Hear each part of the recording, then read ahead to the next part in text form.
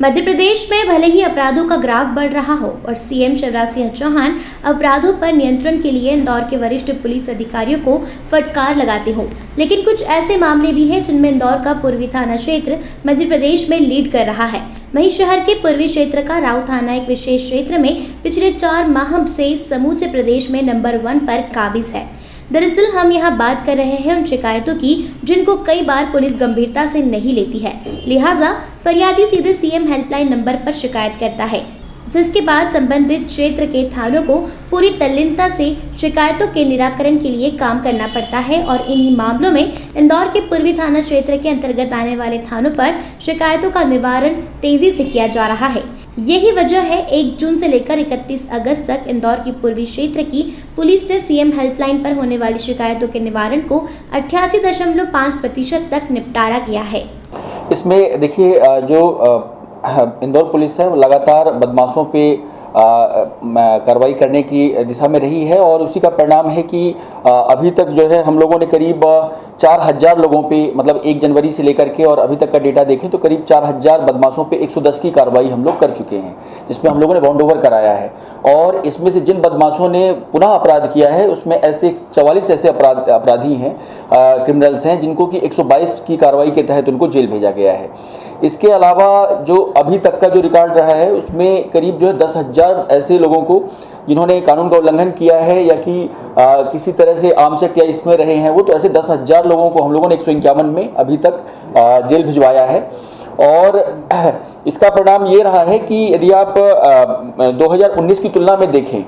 2019 से कंपेयर करें और अभी जो 2021 है, 2020 का समय इसलिए थोड़ा सा एक्सेप्शनल होता है क्योंकि उस बीच में कंप्लीट लॉकडाउन था। तो अभी 2020 के कंपैरिजन में आपको अपराधों में यदि 19 से कंपेयर करते हैं तो आपको एक कमी स्पष्ट रूप से देखने को मिलेगी। इसी तरीके से जो एनएसए की कार्रवाई है, यदि पिछले साल जो है देखा जाए तो पिछले साल करीब 36 लोगों पर एनएसए किया गया था अभी तक 1 जनवरी से अभी तक के डेट में, और अभी जो है इस बार 70 लोगों के खिलाफ जो है एनएसए की कार्रवाई की गई है। इसमें कि रेमडेसिविर, जो नकली रेमडेसिविर जो लोग बेच रहे थे वो इसमें शामिल हैं, जिन लोगों ने सांप्रदायिक सौहार्द बिगाड़ने की कोशिश की वो लोग शामिल हैं, जो हार्डकोर क्रिमिनल हैं वो लोग शामिल हैं। तो ऐसे बहुत सारे इसमें आपराधिक तत्व हैं जिन पे कि एनएसए की कार्रवाई की गई है और जिन पे भी 10 से ज़्यादा अपराध थे, 10 या 12 अपराध थे, तो उन लोगों पे भी हम लोगों ने एनएसए की कार्रवाई का इसमें एक प्रावधान बनाया था। तो ऐसे 70 लोगों के खिलाफ एनएसए की कार्रवाई की गई है। इसके अलावा जो भी चाकूबाज हैं जिन पे भी 2 से ज़्यादा अपराध है, 2 या 2 से ज़्यादा अपराध हैं, तो सभी को, जितने चाकूबाज हैं सबको थाने बुला करके और लगातार उनसे पूछताछ की गई है, उनका डोजियर भरवाया गया और उन पे जो है प्रतिबंधात्मक कार्रवाई की गई है। तो अभी 3-4 दिन का ही आंकड़ा देखें तो करीब जो है 50 से 60 ऐसे चाकूबाज हैं जिन पे की लगातार पुलिस ने कार्रवाई की है। इंदौर में जून से लेकर अगस्त माह की रिपोर्ट के हिसाब से पूर्वी क्षेत्र एसपी आशुतोष बागरी के अधीन आने वाले 18 थाना क्षेत्रों में कुल 2280 शिकायतें सीएम हेल्पलाइन तक गई थी, जिनमें L1 श्रेणी के 1835 और इसके अतिरिक्त 136 शिकायतों का निवारण किया गया है। वहीं आंशिक रूप से बंद सहित अन्य शिकायतों को मिलाकर कुल 2018 शिकायतों का निवारण पुलिस द्वारा किया गया है। इंदौर पूर्वी क्षेत्र के एसपी आशुतोष बागरी ने बताया कि हमारी कोशिश रही है कि हर शिकायत का निवारण फरियादी को मिले और इसी का परिणाम है कि सीएम हेल्पलाइन नंबर पर की गई 90% तक के निवारण के मामलों में पूर्वी थाना क्षेत्र के राउ, बाणगंगा और लसूड़िया प्रदेश में टॉप 10 पर रहे हैं। उन्होंने बताया कि राउ थाना पुलिस तो पिछले 4 माह से इस मामले में प्रदेश में नंबर 1 पर काबिज है। हाँ, जैसा कि आप लोगों ने देखा कि इसमें जो है पुलिस शाम को लगातार चेकिंग करती है, फील्ड में उपस्थित रहती है और चेकिंग के दौरान कई आपराधिक तत्व और बदमाश तत्व भी निकलते हैं जिनका सामना पुलिस के साथ में होता है। और ऐसी एक घटना हुई थी जिसमें कि राउ थाना क्षेत्र अंतर्गत जो पीथमपुर रोड है वहाँ पे एक हमारे 2 जवान जो है चेकिंग कर रहे थे और चेकिंग के दौरान एक अपराधी से जो है अपराधी निकाल करके और पुलिस पे हमला किया। उस पर पुलिस ने 307 का मुकदमा कायम किया। पुलिस उसकी पतारसी के लिए लगातार लगी हुई है, उसका पता चल भी गया है, उसका नाम और उसका पता। उसको पकड़ने के लिए टीमें गई हुई हैं, ऑलरेडी लगी हुई हैं और हमें उम्मीद है कि आज या कल तक में वो संभवतः पुलिस के राउंड अप में आ जाएगा और इस पे जो है अपराधी पे 10,000 रुपये का इनाम घोषित किया गया है। इसमें देखिए सबसे महत्वपूर्ण बात है कि शाम को जो है जो फोर्स है वो उसकी विजिबिलिटी रहे। इसमें हमारे भी निर्देश हैं और आदरणीय आईजी सर के, डीआईजी सर के भी यही निर्देश हैं कि फोर्स जो है फील्ड में रहे और जहाँ पे ऐसे आपराधिक अड्डे हैं, जहाँ पे कि आपराधिक तत्व बैठते हैं, खास करके कि शराब पीने वाले या स्मैक का नशा करने वाले या जुआ खेलने वाले इस टाइप के जो अब लोग हैं वो बैठते हैं, वहाँ पे लगातार कंटिन्यूसली रेड की जाए, उस पर कार्रवाई की जाए। और ये पुलिस लगातार कर रही है और इसी का परिणाम है कि इस चेकिंग के दौरान हमें कई जो है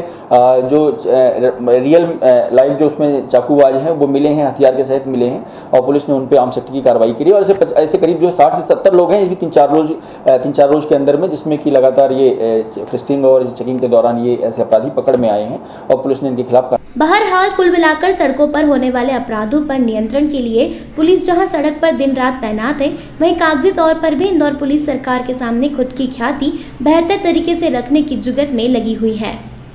सर, सीएम हेल्पलाइन की बात करें तो मध्य प्रदेश में रोजगार की क्या स्थिति है, किस तरह की शिकायतें, और बात की जाए थाना स्तर की तो किस तरह कौन सी शिकायतों निराकरण में टॉप पर है? देखिए, इसमें सीएम हेल्पलाइन की शिकायतों में डीआईजी सर ने बहुत ही इस पर पर्टिकुलर रहे और सभी एसपीज को, थाना प्रभारियों को निर्देश थे कि एक एक शिकायत की मॉनिटरिंग की जाए और उसे संतुष्टिपूर्वक बंद कराने की कोशिश की जाए। इसी का परिणाम था कि लगातार जो है अभी इसमें हम लोगों ने प्रयास किया तो हमारा राऊ थाना, बाणगंगा थाना और इसमें लसुड़िया थाना, इसके अलावा मतलब टॉप 10 में ये हमेशा थाने रहे। राऊ थाना तो लगातार 3-4 महीने तक सीएम हेल्पलाइन में हमेशा पूरे मध्य प्रदेश में टॉप थाने पे रहा है। और इसके अलावा भी जो हम यदि अपने पूर्वी क्षेत्र की बात करें तो सीएम हेल्पलाइन की शिकायतों का संतुष्टिपूर्वक निराकरण में इसमें लगातार अबाउट ये 88 से 90% के आसपास हमेशा संतुष्टिपूर्वक शिकायतें बंद हुई हैं। तो ये और एक बात और है कि सीएम हेल्पलाइन की शिकायतें और जो